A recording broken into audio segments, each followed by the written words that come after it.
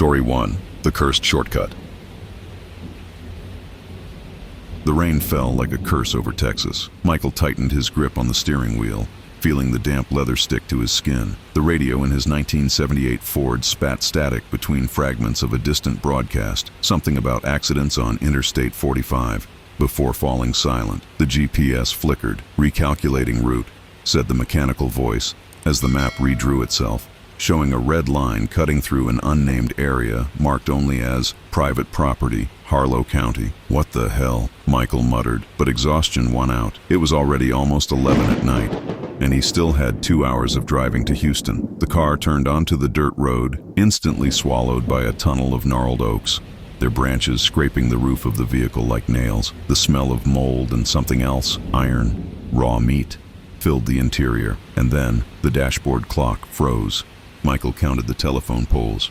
13, always 13, spaced exactly 50 meters apart. But on the 13th, something was wrong. The pole was tilted as if something huge had crashed into it, and tied to it, a blood-stained piece of cloth fluttered in the wind. What the hell? He stepped on the gas, but 5 minutes later there was the same pole, tilted, with the cloth. His heart pounded. He turned the steering wheel sharply, trying to head back, but the tires slipped in the mud. When the car steadied, the road ahead looked exactly the same, and worse. Now there were footprints in the mud, coming out of the forest and stopping in the middle of the road, as if someone had been waiting for him.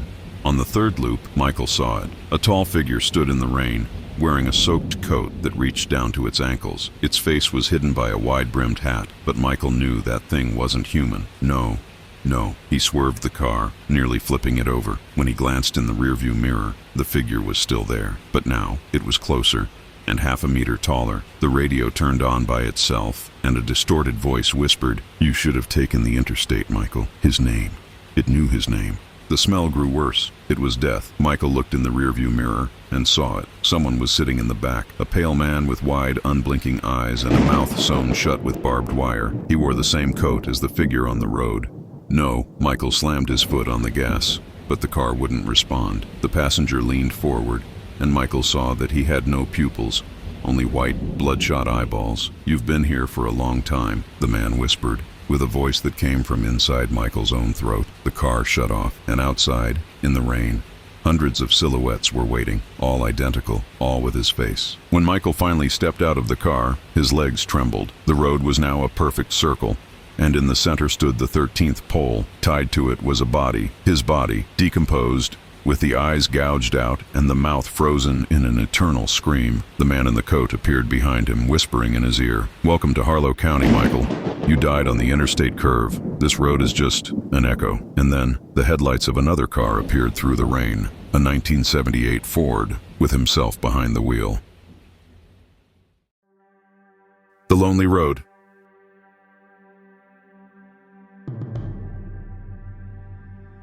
My name is Benjamin, and I'm going to tell you about something that happened to me while driving down a deserted highway in the United States. It was a rainy night, one of those where the fog seems to swallow everything around you. I was in the middle of a long trip, crossing an isolated stretch of a backcountry road. The only sounds were the monotonous patter of rain on the windshield and the rumble of my truck's engine. I'd been driving for hours when I spotted a figure on the side of the road. At first I thought my tired mind was playing tricks on me, but as I got closer, I clearly saw a woman. She was drenched, her hair plastered to her face with a look of desperation in her eyes. Something inside me told me to keep driving, but I couldn't. I slowed down and pulled over next to her. She approached hesitantly, and when I rolled down the window, I heard her trembling voice, "Please, can you help me?" There was something in the way she spoke, a mix of fear and urgency, that made me unlock the door. She climbed into the cab, shivering from the cold. As she fastened her seatbelt, she said someone was following her. "Who's following you?" I asked, trying to hide the chill running down my spine. "I don't know," she whispered,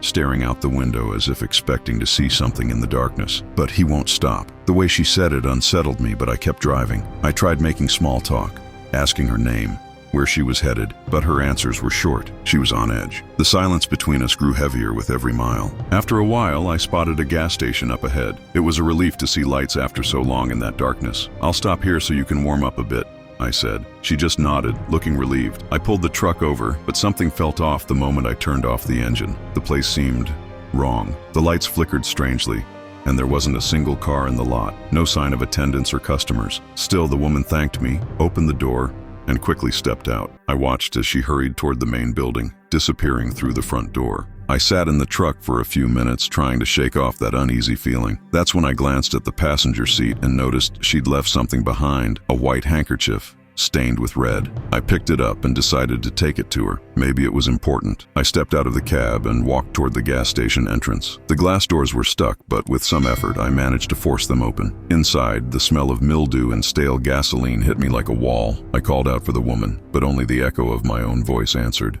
I walked through the empty aisles until I reached the counter. On top of it lay a yellowed old newspaper. The headline froze my blood. Woman dies in accident on Highway 49.